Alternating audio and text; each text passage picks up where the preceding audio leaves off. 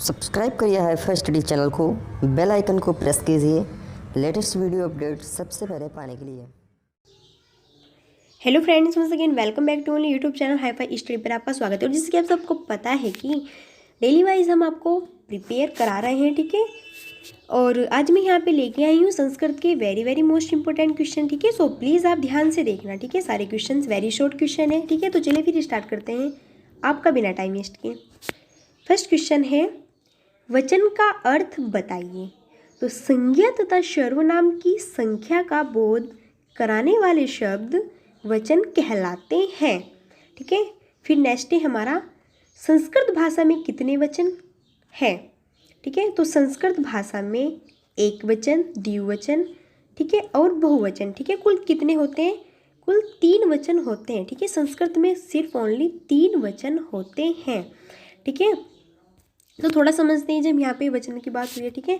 तो जैसे कि एक वचन, ठीक है। एक वचन क्या होगा? एक वचन का मतलब होता है जिसमें सिर्फ ओनली एक का ही बोध होता है, ठीक है। और द्विवचन जिसमें 2 का बोध होता है, ठीक है। और बहुवचन जिसमें 2 से अधिक का बोध होता है, उसको हम क्या कहते हैं? उसको हम बहुवचन कहते हैं, ठीक है। जैसे कि एक वचन के कुछ एग्जाम्पल्स देखते हैं, ठीक है। जैसे कि एक वचन का हमने एग्जाम्पल देखा यहाँ पे, बालक दौड़ता है, ठीक है। तो बालक दौड़ता है, ठीक है। देखो यहाँ पे ता आ रहा ना, यहाँ पे ता, ठीक है। तो किसका हुआ? ये है प्रेजेंट टेंस है, ठीक है। क्योंकि ता आया हुआ है यहाँ पे, तो क्या हुआ? ये प्रेजेंट टेंस हुआ। और बालक दौड़ता है क्या हुआ? एक वचन हुआ, ठीक है। तो एक वचन हुआ। तो अब बनाएंगे इसको, चलो संस्कृत में कन्वर्ट करते हैं। तो बालक का क्या हो जाएगा? यहाँ पे बालक का हो जाएगा बालक है, ठीक है। और दौड़ता का क्या हो जाएगा? धावती, ठीक है। क्या हो जाएगा? धावती, ठीक है। देखो यहाँ पे क्या लगा है? ती, क्योंकि ये क्या है? एक वचन है, ठीक है। तो जब एक वचन होता है तो उसमें क्या लगता है? लास्ट में ती लगता है, ठीक है। कुछ भी हो यहाँ पे, हमारी क्रिया कुछ भी हो यहाँ पे, ठीक है। अगर एक वचन होगा तो उसमें क्रिया में हमारा क्या लगेगा? संस्कृत में कन्वर्ट करते वक्त ती लगेगा, ठीक है। फिर देखते हैं द्विवचन का एग्जाम्पल एक, जैसे कि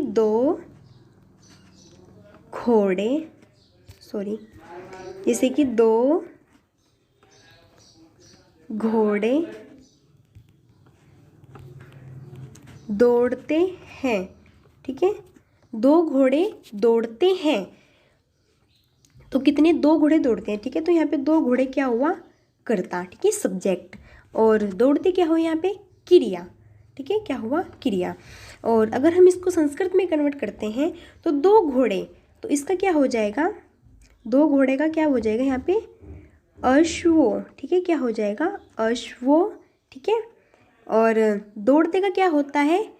दौड़ते का यहाँ पे हो जाएगा धावते, ठीक है। देखो उसमें कितना अंतर है, ठीक है, डिफरेंस। और उसमें क्या था? धावती। और इसमें क्या है? धावते, ठीक है। क्योंकि यहाँ पे क्या है? यहाँ पे हमारा द्विवचन है, ठीक है। और द्विवचन में क्या रूप चलता है? द्विवचन में ता लगता है, ठीक है। अगर द्विवचन का कोई भी एग्जाम्पल्स दिया हुआ है, ठीक है, तो उसमें क्या लगता है? लास्ट में उसमें ये ता लगता है, ठीक है। अब देखते हैं बहुवचन का एक एग्जाम्पल, ठीक है। जैसे कि बच्चे नमस्कार करते हैं। अब देखो यहाँ पे बच्चे नमस्कार करते हैं, बच्चे क्या हुआ? यहाँ पे कर्ता, और नमस्कार क्या हुआ? क्रिया, ठीक है। अब हमको यहाँ पे ये तो नहीं पता ना कि बच्चे कितने हैं और कितने बच्चे नमस्कार कर रहे हैं ना, ठीक है। हमको कोई नहीं आइडिया यहाँ पे कि बच्चे कितने हैं, ठीक है। तो यहाँ पे क्या हुआ? यहाँ पे हुआ हमारा बहुवचन। अगर हम इसको संस्कृत में कन्वर्ट करते हैं तो कैसे करेंगे? तो बच्चे का क्या हो जाएगा? बालक के है, ठीक है। और नमस्कार का हो जाएगा यहाँ पे नमनती, ठीक है। क्या हो जाएगा? नमनती, ठीक है। क्योंकि देखो ये क्या है? ये है हमारा बहुवचन का रूप, ठीक है। तो जब बहुवचन का रूप होता है तो उसमें क्या जुड़ता है? उसमें सभी जो भी रूप चलता है, ठीक है, तो उसमें क्या जुड़ता है? नंती जुड़ता है, ठीक है। जो भी प्रेजेंट टेंस में जो भी रूप चलता है, ठीक है, उसका बहुवचन का, तो उसमें क्या जुड़ता है? इसमें नंती जुड़ता है, ठीक है। फिर आगे देखते हैं, चलिए।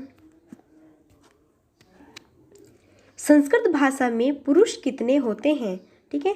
तो संस्कृत भाषा में प्रमुख 3 पुरुष होते हैं। कितने? 3 पुरुष होते हैं, ठीक है। प्रथम पुरुष, मध्यम पुरुष और उत्तम पुरुष, ठीक है। सबको पता होगा तो बहुत ईजी है।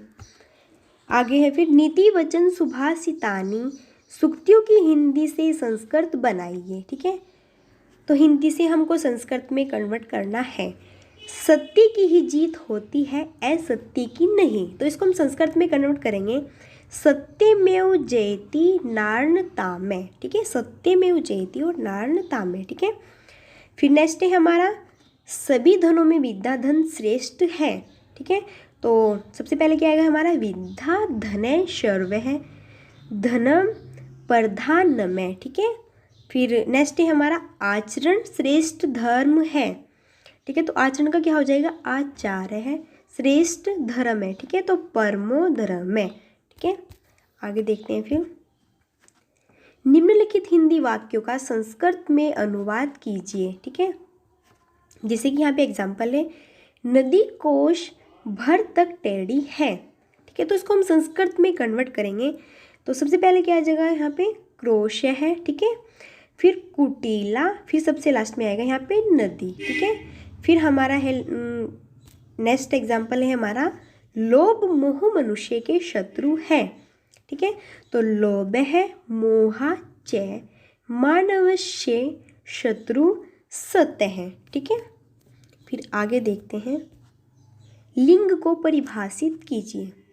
तो संज्ञा की जिस रूप में स्त्री अथवा पुरुष वाचक होने का बोध होता है उसे लिंग कहा जाता है। ठीक है, जब यहाँ पे लिंग की बात हुई थोड़ा समझते हैं इसको। ठीक है, तो संस्कृत में लिंग कितने होते हैं, संस्कृत में लिंग 3 होते हैं। ठीक है, कितने होते हैं, 3 होते हैं। एक क्या होता है हमारा पुल्लिंग, और एक स्त्रीलिंग, और एक नपुंसकलिंग। ठीक है, अगर यहाँ पे बात करते हैं हिंदी की, तो हिंदी में यहाँ पे कितने लिंग होते हैं, हिंदी में यहाँ पे सिर्फ ओनली 2 लिंग होते हैं, 2 लिंग होते हैं। ठीक है, क्या होते हैं, एक तो पुल्लिंग होता है और एक स्त्रीलिंग होता है, वहाँ पे नपुंसकलिंग नहीं होता है।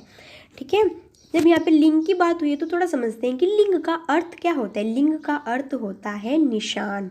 क्या होता है, लिंग का अर्थ होता है निशान। याद रख लेना आप लोग। ठीक है, क्या होता है लिंग का अर्थ, निशान होता है लिंग का अर्थ। ठीक है, आगे देखते हैं फिर, पुल्लिंग किसे कहते हैं, जिन शब्दों में पुरुष जाति का बोध होता है उसे पुल्लिंग कहते हैं। ठीक है, तो चलिए फिर देखते हैं, थोड़ा इनके एग्जाम्पल देखते हैं। ठीक है, जैसे कि क्या हुआ यहाँ पे, बैल, क्या हुआ, बैल। तो बैल खेत जोतता है, ऐसे बोलेंगे ना हम इसको, ऐसे थोड़ा ही बोलते हैं कि बैल खेत जोतती है। ठीक है, तो कैसे बोलेंगे कि बैल खेत जोतता है। तो यहाँ पे कौन सा लिंग हुआ, यहाँ पे पुल्लिंग हुआ। ठीक है, जैसे कि बकरा, बकरा, जैसे कि बकरा घास चरता है। ठीक है, बकरा घास चरता है। ठीक है, तो आप बोल कर देख लेना, खुद की एक्टिविटी करना। ठीक है, तो आपसे फिर बन जाएगा। ठीक है, क्योंकि बहुत ज़्यादा एग्जाम्पल्स पूछे जाते हैं उसमें एग्जाम में, कि जैसे कि बैल या फिर बकरा, ठीक है, या फिर बकरी, कुछ भी हो, कि इसमें कौन सा लिंग होगा। तो आप खुद से सेंटेंस अपना कन्वर्ट करके देखना अपने माइंड में, तो फिर आपसे ये बन जाएगा। ठीक है, जैसे कि और लेते हैं एग्जाम्पल, जैसे कि पंखा। तो पंखे को हम क्या बोलते हैं कि पंखा चलता है। ठीक है, ऐसे थोड़ा ही बोलेंगे इसको कि पंखा चलती है। ठीक है, ऐसे नहीं बनेगा सेंटेंस, तो क्या बोलते हैं, पंखा चलता है। ठीक है, तो किसका बोध हुआ यहाँ पे, हमको बोध हुआ पुल्लिंग का। तो यहाँ पे पंखे में कौन सा लिंग होगा, बिल्कुल यहाँ पे पुल्लिंग होगा। ठीक है, आगे है फिर, स्त्रीलिंग किसे कहते हैं। तो जिन शब्दों से किसी स्त्री मादा जाति का बोध होता है उसे स्त्रीलिंग कहा जाता है। ठीक है, तो आइए थोड़ा समझते हैं इसको, क्या होता है स्त्रीलिंग। एग्जाम्पल्स देखते हैं, जैसे कि गाय। तो गाय को हम क्या बोलते हैं, जैसे कि गाय है, तो गाय को हम बोलते हैं कि गाय दूध देती है। ठीक है, ऐसे थोड़ा ही बोलेंगे इसको, गाय दूध देता है। ठीक है, तो गाय दूध देती है। ठीक है, जैसे कि हमारा नेक्स्ट है बकरी। तो बकरी घास चरती है। ठीक है, और ले लेते हैं यहाँ पे, जैसे कि धूप निकल रही है। ऐसे थोड़े बोलते हैं कि धूप निकल रहा है। कैसे बोलते हैं इसको, कि धूप निकल रही है। ठीक है, और जैसे कि है हमारा यहाँ पे और नेक्स्ट एग्जाम्पल, दीवार। तो दीवार गिर चुकी है। ठीक है, आपसे बिल्कुल एग्ज़ाम में पूछ लिया जाएगा। ठीक है, एग्जाम्पल दिया होगा वहाँ पे दीवार। ठीक है, जैसा वहाँ पे दिया होगा कि दीवार, मोहन, बैल, बकरा। तो आपको इनमें से बताना है कि इनमें से कौन सा लिंग होगा। ठीक है, इनमें से इनमें से में पूछ सकते हैं कि इनमें से स्त्रीलिंग कौन सा होगा, ठीक है। तो इनमें से स्त्रीलिंग कौन सा होगा, दीवार, क्योंकि दीवार गिर चुकी है, ठीक है। तो दीवार क्या होगा, वहाँ पे स्त्रीलिंग होगा। आगे देखते हैं फिर, अण प्रत्याहार के अंतर्गत कौन से वर्ण आते हैं, ठीक है। तो अण प्रत्याहार के अंतर्गत मैं वर्ण आते हैं, कौन से आते हैं, मैं वर्ण आते हैं, ठीक है, याद रख लेना आप इसको।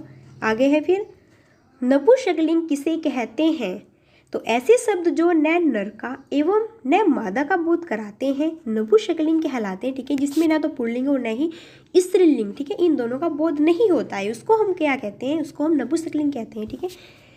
एग्जाम्पल से इसको थोड़ा समझ लेते हैं, जैसे कि फल में है और जल में है, ठीक है, और नगर में है, ठीक है, और जैसे कि पुस्तक में है, ठीक है, और क्या हो गया यहाँ पे, और ले लेते हैं जैसे कि आम्र में, ठीक है, और जैसे कि एग्जाम्पल पठित में, ठीक है, पठित में। तो देखो आप यहाँ पे नोट कीजिए, सभी एग्जाम्पल्स के लास्ट में हलंत लगा हुआ है, क्या लगा हुआ है, हलंत लगा हुआ है, ठीक है। तो बिल्कुल पहचानना बहुत ज़्यादा इजी हो जाता है यहाँ पे, ठीक है, कि जिस भी एग्जाम्पल्स के पीछे हलंत लगा हुआ होता है उसी को हम नपुंसकलिंग कहते हैं, ठीक है, क्योंकि हलंत सिर्फ ओनली नपुंसकलिंग एग्जाम्पल्स में ही लगे होते हैं, ठीक है। तो आपको ये पहचानना बहुत ज़्यादा इजी हो जाता है, ठीक है। आगे देखते हैं फिर, चलिए, भोजन संबंधी वस्तुएं चना, मक्खन, नमक एवं रोटी को संस्कृत में लिखिए। तो इन भोजन संबंधी वस्तुओं का संस्कृत में नाम है, ठीक है। तो चना क्या होगा यहाँ पे, चणक, मक्खन नवनीत, नमक लवण, और रोटी करक टीका, ठीक है, इजी है बहुत ज़्यादा। पशु पक्षी पपीहा भेड़ बगुला, भेड़िया के नाम संस्कृत में लिखिए, ठीक है। तो इनके नाम संस्कृत में लिखने हैं, ठीक है। तो जो पपीहा है उसको क्या बोलते हैं, चातक है, और भेड़ को मेष है, ठीक है, और बगुला को बलाक है, ठीक है, और भेड़िया को क्या बोलते हैं, वरक है, ठीक है। आगे है फिर, किन्हीं 3 शाक भाजी का नाम लिखिए, ठीक है। तो संस्कृत का नाम यहाँ पे और यहाँ पे हिंदी का नाम, ठीक है। जैसे कि हम देखते हैं यहाँ पे अलाउ, ठीक है, अलाउ, ठीक है। तो अलाउ को क्या बोलते हैं हिंदी में, लौकी, ठीक है। जैसे कि यहाँ पे है हमारा पनस, ठीक है, तो पनस को क्या बोलते हैं हम हिंदी में, कटहल, जिसके यहाँ पे करेला, तो करेला को हम संस्कृत में क्या बोलते हैं, कारवेल, ठीक है। आगे है फिर, शरीर के विशिष्ट 5 अंगों के नाम संस्कृत में लिखिए, ठीक है। संस्कृत में यहाँ पे हिंदी के नाम और यहाँ पे संस्कृत में, ठीक है। तो नाखून का क्या हो जाएगा, नख है, दांत का दशनम में है, ठीक है, और आँख लोचनम में है, सिर मुंडम में है, और गर्दन ग्रीवा, ठीक है। आगे है फिर, और आज का हमारा ये लास्ट क्वेश्चन है, ठीक है। संज्ञा को परिभाषित कीजिए, किसी प्राणी, वस्तु, स्थान या भाव का बोध कराने वाले शब्द संज्ञा कहलाते हैं, ठीक है। जब यहाँ पे संज्ञा की बात हुई है तो थोड़ा समझ लेते हैं इसको, ठीक है। तो संज्ञा क्या होता है, देखो संज्ञा किससे बना है, ठीक है। तो संज्ञा बना है सम प्लस ज्ञा, ठीक है, इससे मिलकर संज्ञा बना है, ठीक है। सम प्लस ज्ञा इजिकल टू, इससे मिलकर क्या बना है, हमारा संज्ञा बना है, ठीक है, जिसका अर्थ होता है ठीक ज्ञान करने वाला, ठीक है, जिसका अर्थ होता है ठीक ज्ञान करने वाला, ठीक है। तो यहाँ पे बोला है कि वस्तु, स्थान, भाव का बोध, ठीक है। तो वस्तु में क्या आ जाएगा यहाँ पे, जैसे कि वस्तु में पुस्तक, पंखा, जूता, मेज, ठीक है, ठीक है। और स्थान यहाँ पे जैसे कि दिल्ली, नगर, भारत, गांव, कुछ भी, ठीक है, जो भी स्थान होता है, ठीक है। और प्राणी क्या होते हैं, ठीक है, प्राणी होते हैं जैसे कि गाय, चूहा, बिल्ली, पशु पक्षी, ठीक है, जीव जंतु सभी, ये सब क्या होते हैं, प्राणी होते हैं, ठीक है, मनुष्य।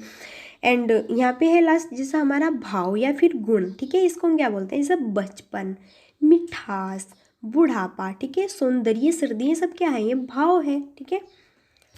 सो फिर मिलते हैं नेक्स्ट वीडियो में, तब तक के लिए thanks for watching, keep study and bye bye.